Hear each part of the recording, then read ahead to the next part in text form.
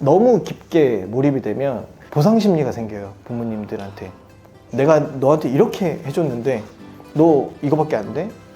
근데 그러려고 축구 시킨 거 아니잖아요, 처음에 부모님들 시키실 때.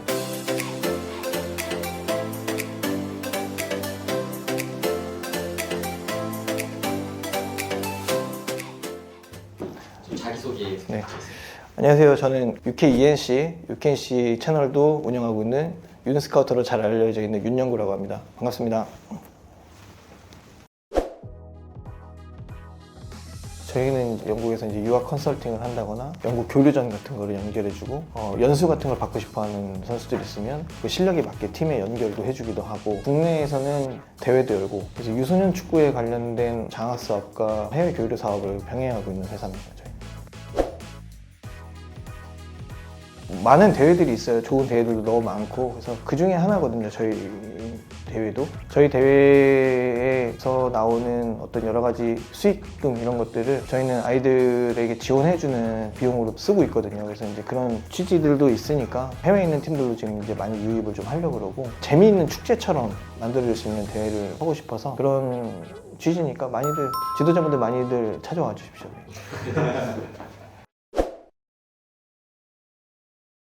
저희가 하고 있는 이 더 베스트 플레이어라는 프로젝트를 오래 해오면서 한 명씩 이 선수들을 클럽에 데려가서 경험을 시켜주는 것도 물론 매우 좋은 취지지만, 우리나라에 이런 많은 좋은 선수들이 있다는 걸 좀 보여주려면 더 많은 선수를 데려가면 어떨까, 그리고 이제 이 선수들 팀을 이뤘으면 참 좋겠다. 그래서 이제 팀이 프리미어 리그에 있는 팀들을 상대해서 어느 정도의 기량을 보여줄 수 있는지 경험을 한번 해보고 싶고, 그런 걸 한번 지원해주고 싶어서 스폰서를 많이 제가 찾으러 다녔었거든요.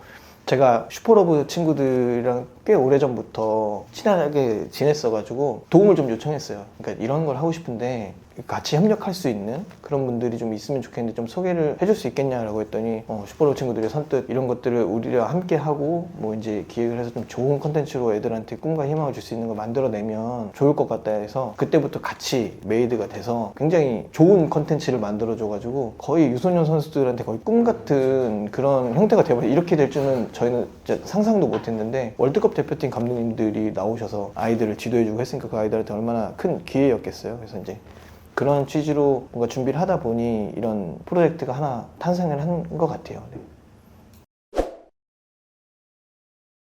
누가 봐도 잘하는 선수들은 누가 봐도 잘해요.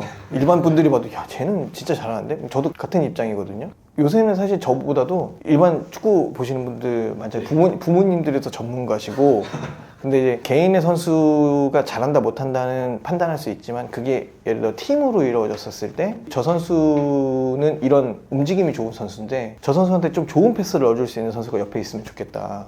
또는 공격력은 너무 좋은데 수비력이 좀 약하면 그 밑에 받쳐주는 선수들, 주변에 있는 선수들이 수비력도 좀 갖춰져 있는 선수가 있다면 저 선수가 공격만 집중할 수 있다면 얼마나 좋을까. 그래서 이제 그런 선수들을 막 조합을 막 하는 그런 거는 제가 열심히 잘 하고 있는 것 같아요. 재밌어요, 그렇게 하면.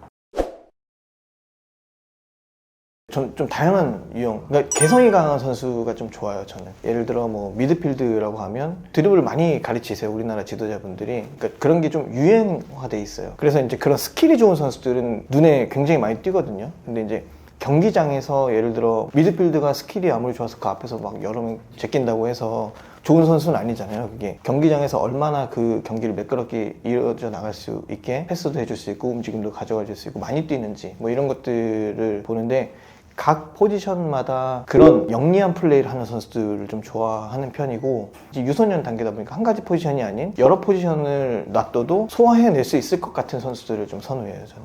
한 포지션에서 계속 올라간다는 건 굉장히 어려운 일이거든요. 왜냐면 단계적으로 중학교까지만 생각을 해도 빠른 선수들이 부상을 당할 수도 있고 키가 갑자기 커서 밸런스가 무너지는 경우도 있고 이제 있는데, 여러 포지션을 소화하다 보면 그런 것들에 대한 리스크를 좀 줄일 수 있죠. 어떻게 영리한 선수를 보나요? 이거는 상황 인지 능력이 좀 좋은 선수들이 영리하다고 저는 보통 판단하고 있는데, 그런 선수들을 많이 좀 선호하고 있습니다. 뭐 지금 당장 잘하는 선수들이 성장 가능성이 제일 높은 선수들이에요, 사실은. 특수 포지션 같은 경우는 골키퍼를 예를 들면 키가 진짜로 많이 클 것 같은 선수들이 성장 가능성이 있다, 뭐 보통 이렇게 치부를 하는데, 필드에 있는 선수들의 성장 가능성은 지금 잘하는 선수들이 성장 가능성이 가장 높은 선수들이고 팀 지도자분들은 매일 훈련을 가르치시잖아요. 그러면 그분들한테는 좀 여쭤봐요. 좀 이 선수들은 퍼포먼스가 좋은데 팀 훈련할 때 혹시나 이 선수가 성실하냐, 친구들과의 관계는 좀 어떠냐, 디테일한 거는 이제 팀 지도자분들께 좀 여쭤보죠. 경기장에서 보여지는 어떤 그런 화려한 모습이나 실력적으로 좋은, 기량이 좋은 선수들을 우선적으로 체크한 다음에 그 선수가 팀에서 훈련 태도는 어떤지, 선수들과의 관계는 어떤지 이런 것들을 좀 종합적으로 생각해요. 이게 팀 경기잖아요. 그러다 보니까 그런 관계도, 그리고 얼마나 성실하게 이 선수가 훈련에 임하는지가 굉장히 중요하다고 저는 생각해요.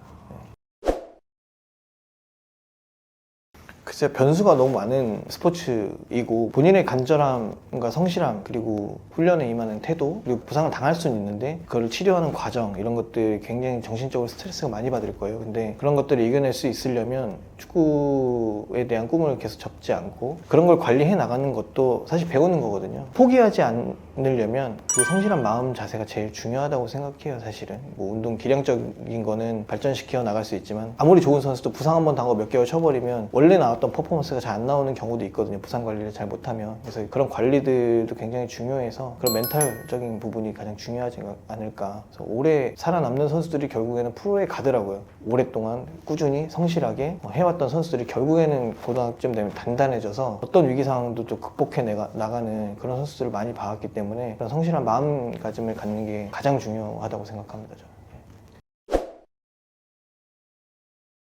다들 그러시죠. 뭐 근데 사실 축구라는 게 어릴 때 재밌게 해야 되고 하는 게 맞지만 결국엔 경쟁하는 스포츠거든요. 그러니까 선의의 경쟁을 해야 되는 거고 내 아이의 객관적인 평가는 부모님들은 하고 계셔야 되는 게 맞아요. 그러니까 아이들은 축구 선수의 꿈을 꾸기 때문에 어떻게든 내가 이겨내고 싶고 이 축구 하나만 바라보고 있어서 내 실력을 객관화시키지 못할 수 있어요. 그리고 부모님들은 부모님의 역할을 하셔야지 지도자의 역할을 하시면 안 되는데 우리나라는 부모님들이 지도자 역할도 하시고 영상도 분석도 해주시고 막 나쁘다는 게 아니라 너무 깊게 몰입이 되면 보상 심리가 생겨요. 부모님들한테 내가 너한테 이렇게 해줬는데 너 이거밖에 안 돼? 근데 그러려고 축구 시킨 거 아니잖아요. 처음에 부모님들 시키실 때 아이가 좋아한다고 하니까 축구를 시키셨을 텐데 단계적으로 학년이 올라가면 올라갈수록, 그리고 이제 아이가 엘리트 팀에 들어갈수록, 상급 학교로 올라갈수록 점점 더 커진단 말이죠. 이게 그 마음을 놓기가 어려운 거 저도 잘 알고 있는데 초심으로 돌아가셔서 아이만 보시고 부모님의 역할을 해 주셔야 되는 거고, 스카웃이 되고 안 되고는 그 아이가 뭐 잔인한 얘기긴 한데 그 팀에서 선호하는 선수들이 있는 거고 여러 가지 계획을 세워서 선수를 스카우트 할 거란 말이죠. 경쟁도 시키고. 스포츠는 원래 그런 겁니다. 그래서 이제 축구는 그런 스포츠이기 때문에 그 경쟁에서 살아남을 수 있는 선수들이 살아남는 거고, 그 아이가 상처받지 않도록 부모님들만 항상 준비를 해서 이 아이가 혹시라도 축구를 그만두게 된다든가 아니면 다른 길을 가고 싶다든가 했었을 때 이 아이를 지지해 주려고 하는 그런 마음을 부모님들이 보여주셔야지, 스카웃이 안 됐다고 부모님들이 너무 속상해 하실 건 아닌 것 같아요. 안 되시겠지만 잘 그런 마음을 부모님들이 좀 잘 가지셨으면 좋겠어요. 저는.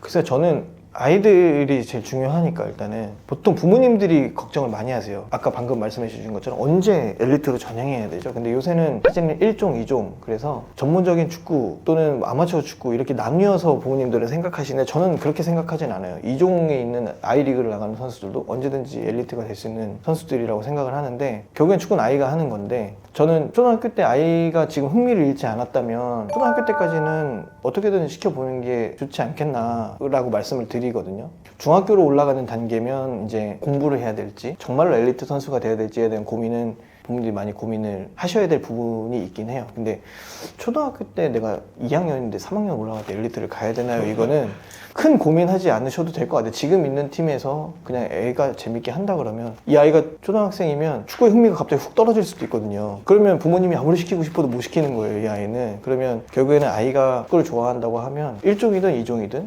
상관없이 초등학교 때까지는 쭉 운동을 시키다 보면 아마도 부모님들이 4학년, 이제 5학년 넘어갈 때 되면 조금 더 경쟁력이 있는 팀들을 찾아보시기도 하거든요. 그때쯤 돼서 감독님들하고 좀 상의를 해가지고 조금 더 경쟁력이 있는 이 아이가 그 팀에서 살아남고 못 살아남고는 아이한테 한번 맡겨보고 싶다. 경쟁력 있는 팀에 가서 살아남지 못하면 결국에는 멘탈적인 부분이나 여러 가지 때문에 흥미를 떨어뜨려서 축구를 안 하겠다고 아이가 얘기할 거예요, 아마도. 그러니까 그런 거는 사실 부모님들이 크게 걱정하시지 말고 조금 더 경쟁력 있는 팀들로 올라가 보는 게 그런 단계적으로 해보는 게 좋지 뭐 엘리트 뭐 이런 거는 저는 별로 그렇게 신경 쓰지 않는 편입니다. 부모님들은 저도 이제 아이가 하나 있는데 부모의 마음은 정말 아이가 넘어지기만 해도 얼마나 속이 상하시겠어요. 축구를 그 서포트를 해주신다는 게 얼마나 어려운지 저희 부모님을 봐서도 제가 잘 알고 있습니다. 근데 부모님들의 역할은 아이들이 운동하고 왔었을 때 엄마 아빠랑 있고 싶지 다른 선생님하고 있고 싶지 않거든요. 그래서 아이들에게 부모님의 역할 따뜻한 말 한마디 그냥 축구 이외에 다른 이야기들도 좀 많이 해줄 수 있는 그런 것들이 좀 좋을 것 같고 축구 얘기를 하는 것도 물론 좋겠지만 부모님들이 그런 지식을 갖고 있는 것도 좋겠지만 아이들이 그런 거를 대부분 원하지 않더라고요. 제가 물어보니까 대부분. 그래서 이제 그런 부모님의 역할을 해주시기 위한 노력들 지금 얼마나 힘들게 하고 계신지 잘 알고 있고 진학을 하시는 데 있어서 고민도 많으시겠지만 그냥 아이는 아이니까 부모님의 아이를 그냥 잘 케어해 주시는 것만 하면 되지 않을까 생각하고 있어요. 뭐 다른 거를 한다기보다 부모님이 되셔야 된다. 네.